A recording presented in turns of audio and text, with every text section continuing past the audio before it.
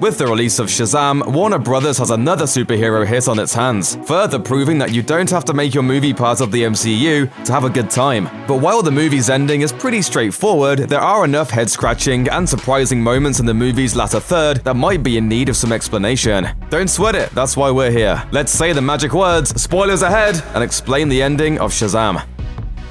If you're not a long-time comic book reader, you may have scratched your head at some of the superhero names Billy and Freddy came up with over the course of the film. From Thundercrack to the Red Cyclone, none of them seemed to stick. By the end of the film, the big dude in red played by Zachary Levi never seemed to actually get the kind of codename that gets attached to other superheroes. You'd think after so many attempts at getting him a codename, he'd do better than Shazam, a name he can never say without losing his powers in a bolt of lightning.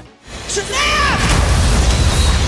So what's the deal? The short version is that the superhero we meet in Shazam didn't always go by this name. In fact, he used to go by Captain Marvel, back when he first debuted in 1939. Shazam! Billy becomes Captain Marvel. But years later, while Captain Marvel comics weren't being published, Timely Comics changed its name to the more familiar Marvel Comics we all know and love. After Marvel created its own Captain Marvel character in 1967, DC and Marvel Comics had to come to an agreement about how to navigate the tricky trademarks. Eventually, in 2011, DC just gave up Captain Marvel entirely and simply renamed the character Shazam. So if you were wondering why he never settled on a pretty good name of Captain Sparkle Fingers. No, it's not. That's not my name. Well, now you know why.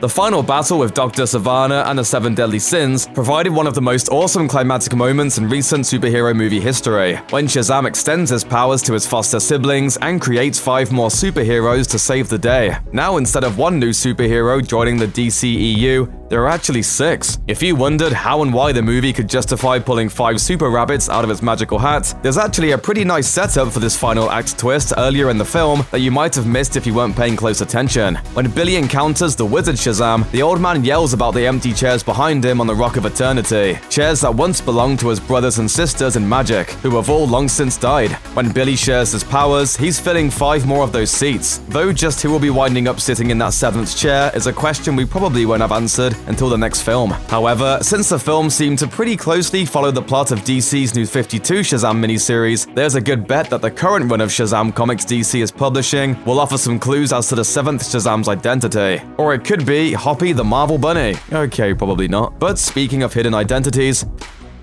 the very last scene before the credits rolled offered up a really fun moment when Billy's special guest Superman makes an appearance of his own. Of course, while the audience saw Superman's blue supersuit, the shot was conspicuously composed to keep the actor's head out of frame. Considering that Superman is one of the most popular and important superheroes ever created, it might have seemed weird to the average moviegoer that the filmmakers went out of their way to not show their most bankable hero's face. The answer is that there's some drama going on behind the scenes at Warner Brothers and DC Films regarding just who is going to wear the big blue suit going forward. The most recent actor to take the role of Superman, Henry Cavill, is reportedly in talks with Warner Brothers about whether or not he'll return to play the character in future movies. But while Cavill's future as Superman is murky, the filmmakers still wanted to have a Superman cameo in their film, so they did the next best thing. They hired a buff dude to put on the suit while simply keeping his face out of frame. The moment in the film lands as pretty funny, even if you don't know about Henry's alleged contract disputes, and it's even funnier if you do. And hey, it also meant they didn't have to spend their CGI budget on Cavill's mustache, so it's a win-win.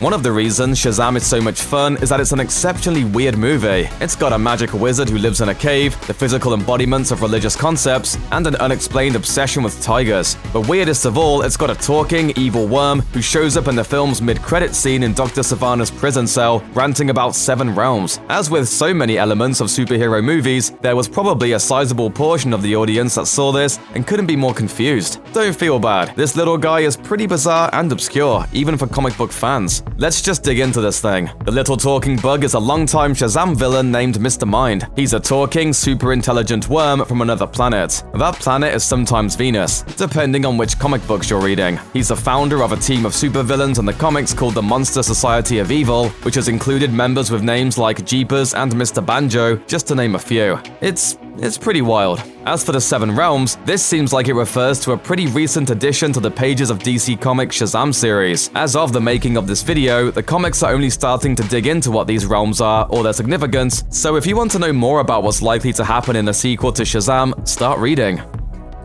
Shazam not only seems to have plenty of potential for sequels starring Billy Batson, Freddie Freeman, and the rest of the Shazam family, but it also easily connects to the wider DC Extended Universe. I'm Batman. Get him, Batman! Aquaman from 2018 proved that DC movies don't have to be grim and brooding, but 2019's Shazam took things to the next level and showed that DC Comics movies can have strong connections to each other without being bogged down in cinematic universe setup and continuity nonsense. Meanwhile, there's tons of setup for future interactions with other DC heroes. We already caught a partial glimpse of Shazam teaming up with Superman in the Fawcett Central lunchroom. The second post-credit scene hints at another possible team-up. I can't talk to fish. What can we do with that that's cool? I don't know, maybe command an army of billions in the ocean? Oh, yeah. While Warner Brothers undoubtedly stumbled out of the gate with their early efforts in terms of overall critical reception and box office performance, Aquaman and Shazam seem to have fully righted the ship. It remains to be seen whether or not the forthcoming slate of DC movies will actually have any connections to this film. But if Warner Brothers can find a way to take the lessons of Shazam and make Superman, Batman, and the rest of the gang fun again, well, we'll be in for a pretty super batch of movies. Check out one of our newest videos right here. Plus, even more Looper videos about your favorite superhero movies are coming soon. Subscribe to our YouTube channel and hit the bell so you don't miss a single one.